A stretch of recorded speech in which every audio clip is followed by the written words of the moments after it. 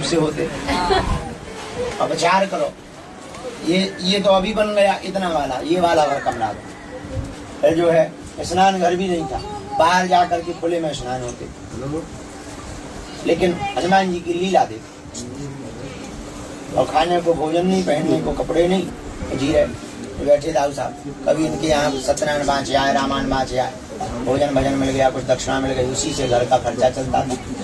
बरसात आती थी तो ये छप्पर छूने लगते थे, तो पलंग के नीचे बैठ जाते थे, जीवन जीते। लेकिन हनुमान जी की लीला देखो, बैठे आज भी हम वहीं, पर हनुमान जी की लीला ये है, लाखों भूखों को भोजन मिल रहा, बेसहारों को सहारा मिल रहा, बिगड़ों की बिगड़ी बन रही है, और बालाजी सबकी जो है सबके ऊपर कृपा कर रहे हैं। कलयुग में हनुमान जी के जैसा भैया कोई दूसरा देवता नहीं। विचार करो, इस गांव में हम रहते हैं, इस गांव में एक समय ऐसा था कि सरपंच विधायक नहीं आते, 5 साल में एक बार आते थे वोट मांगने। एक जमाना ऐसा हमारे गांव में इतने दारू खोल रहे थे कि लोग जो है 6 बजे के बाद निकलना नहीं, पता करती थी। और गांव में रोज पुलिस खड़ी रहती, पुलिस तो आज भी खड़ी, पर दोनों पुलिस खड़े होने में अंतर है। ऐसी हनुमान जी महाराज की प्रत्यक्ष कृपा है इस भूमि पर, बालाजी की प्रत्यक्ष कृपा है भैया, उनके जैसा कोई दूसरा देवता।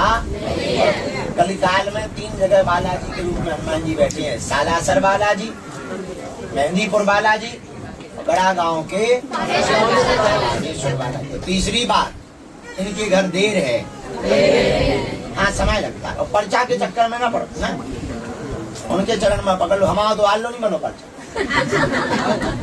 हम भी तुम्हारी तरह पर्चा बनवा भी गए, बना भी वाले बन गए। महाराज मोदी जी ने तो बनाया था अभी आपको।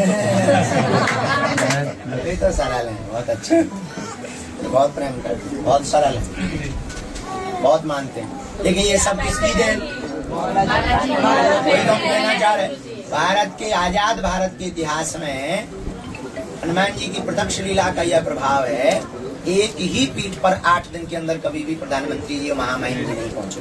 प्रधानमंत्री जी है भी बहुत अच्छे जी, बहुत सरल है, और हिंदुओं के लिए वो गौरव है। उनका जो व्यापक विजन और मिशन है वो बहुत अद्भुत है, वो जो सोचते हैं बहुत अद्भुत सोचते हैं।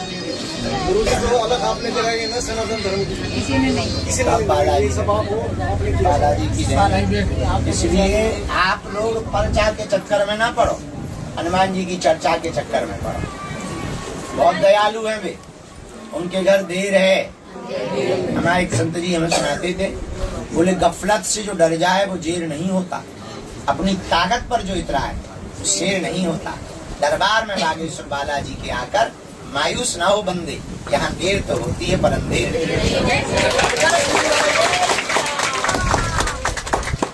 बालाजी के चरण पकड़ो, कबहू तो दीन दयाल के भनक पड़ेगी।